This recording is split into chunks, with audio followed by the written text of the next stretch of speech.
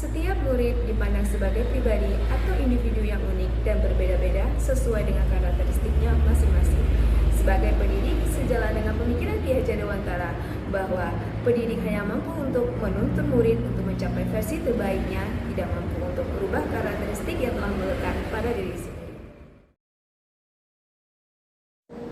Dalam proses pembelajaran, guru sering mengalami kesulitan dalam memberikan kegiatan kepada setiap anak, sehingga membuat hasil pembelajaran tidak maksimal. Hal tersebut dikarenakan kegiatan pembelajaran yang diberikan kepada setiap anak adalah sama. Padahal kenyataannya, setiap peserta didik memerlukan pembelajaran yang sesuai dengan kebutuhannya masing-masing. Saya Dian Anissa, guru kelas 4 di UPTD SD Negeri 5 Makmur. Pada kesempatan kali ini, izinkanlah saya untuk membagikan praktik baik tentang pembelajaran berdiferensiasi, yaitu solusi memerdekakan murid dengan segala potensi. Persiapan guru dalam memutuskan strategi pembelajaran yang akan diterapkan, semuanya berangkat dari hasil pemetaan terhadap kesiapan, bakat, dan minat serta profil belajar murid. Dari hasil pemetaan tersebut, dirancanglah sebuah pembelajaran yang memenuhi kebutuhan belajar murid baik dari segi konten, proses, maupun produk. Pembelajaran yang dimaksud adalah pembelajaran berdiferensiasi. Adapun tujuan dari karya ini adalah 1. Mendeskripsikan faktor pendukung dan penghambat dalam menerapkan pembelajaran berdiferensiasi. 2. Mendeskripsikan pengalaman nyata dalam menerapkan pembelajaran berdiferensiasi yang dapat membangkitkan potensi murid untuk bergairah dalam belajar. Yang ketiga, memberikan inspirasi dalam mencapai kemerdekaan belajar kepada setiap murid. Faktor pendukung dan penghambat. Faktor pendukung yang mendukung kegiatan saya adalah pemetaan yang telah saya lakukan pada hasil asesmen diagnostik kognitif dan non-kognitif, tersedianya referensi dari PMM, dan dukungan dari seluruh pihak. Faktor penghambat, saya merasa tidak ada hambatan, hanya tantangan yang harus dihadapi dan dicarikan solusi.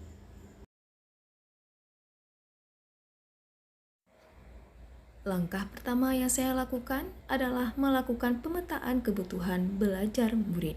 Pembelajaran berdiferensiasi bertujuan agar semua kebutuhan belajar murid terpenuhi.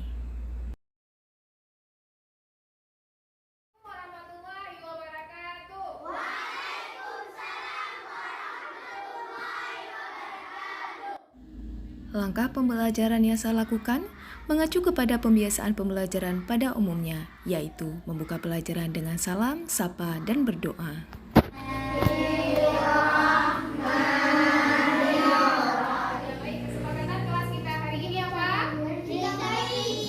Kemudian membuat kesepakatan kelas untuk mendorong dialog terbuka antara guru dan siswa dan menumbuhkan lingkungan belajar yang aman dan saling menghormati. Faktor penting membangkitkan semangat murid juga saya lakukan dengan tepuk semangat dan lagu nasional.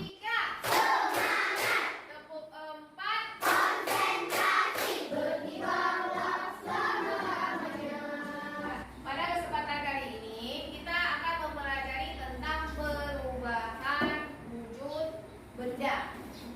Ya, sebelumnya Ibu sudah melakukan asesmen, ya, pemahaman awal di hari lalu. Bahwasanya Ibu ingin mengetahui bagaimana pemahaman kamu tentang perubahan wujud benda. Nah, dari gaya belajar kalian, dari minat kalian, Ibu sudah mengelompokkan kalian dalam beberapa kelompok. Pemetaan yang telah dilakukan memudahkan guru untuk mengelompokkan murid sesuai profil belajarnya. Siap belajar? Siap! Mana tepuk fokusnya? Mengingat fokus. Diferensiasi konten yang saya sediakan berupa video pembelajaran yang memancing rasa ingin tahu murid untuk bernalar kritis. Oh itu. Kalau menurut teman-teman, akhirnya kemana? Akhirnya berubah menjadi wujud lain atau akhirnya ditukar-tukar? Pada pembelajaran diferensiasi, guru hanya berperan dalam memberikan pelayanan untuk memudahkan murid dalam kegiatan proses pembelajaran dan membantu terjadinya proses belajar yang serasi dengan kebutuhan dan keinginan. Dalam diferensiasi proses, Murid-murid yang berada di profil belajar kinestetik dapat dikategorikan adalah murid yang aktif dalam melakukan gerakan. Pada kelompok kinestetik ini, murid-murid melakukan percobaan tentang perubahan wujud benda dengan meletakkan es batu yang kemudian diamati perubahan pada es batu tersebut secara perlahan-lahan dan melelehkan lilin yang kemudian mereka amati perubahan wujud pada lilin tersebut. Wujud benda yang kalian sebutkan tadi ada berapa? Ada? Ada apa aja? Pada gaya belajar auditory, proses pembelajaran mengandalkan pendengaran sebagai penerima informasi dan pengetahuan.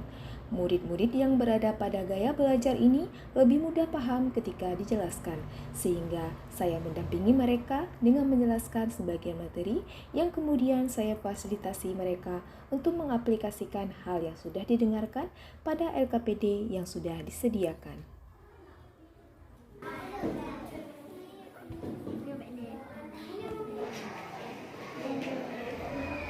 Pembelajar dengan gaya belajar visual umumnya akan mudah menangkap atau menyerap informasi ketika informasi tersebut disajikan secara visual, sehingga mereka dapat melihat informasi yang diberikan.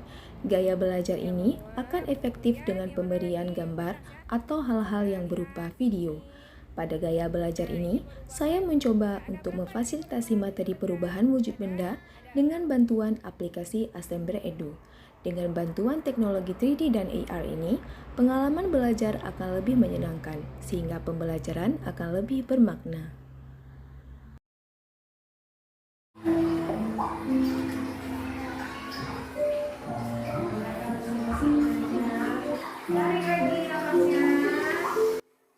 Pada pertengahan kegiatan, saya mengajak murid untuk merelaksasi tubuhnya dengan teknik stop sebagai teknik yang membangun kesadaran penuh atau mindfulness, meredakan ketegangan, dan mengembalikan fokus murid.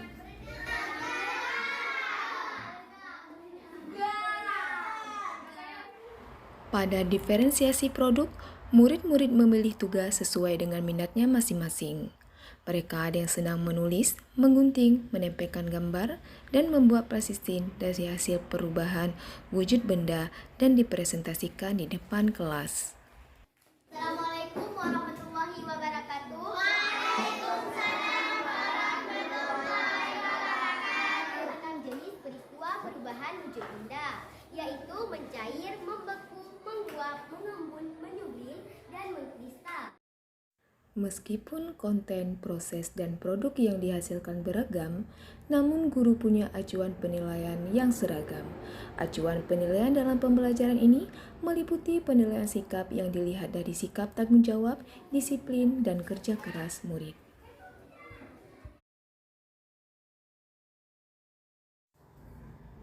Pada proses pembelajaran berdiferensiasi, hasil yang didapatkan sangat memuaskan. Murid-murid antusias dalam mengikuti kegiatan sehingga dapat mencapai tujuan pembelajaran yang diharapkan. Indikator keberhasilan pembelajaran berdiferensiasi, di antaranya murid merasa nyaman dalam belajar, meningkatnya keterampilan dan potensi, dan adanya kesuksesan belajar dari murid. Berdasarkan hasil dan dampak yang diperoleh, saya melakukan tindak lanjut dengan memetakan penguasaan murid kembali terhadap materi yang telah diajarkan melalui kegiatan penilaian. Pembelajaran berdiferensiasi sangat relevan untuk diterapkan agar kebutuhan belajar murid di zaman era globalisasi ini dapat terpenuhi dan terciptanya merdeka belajar dan merdeka mengajar.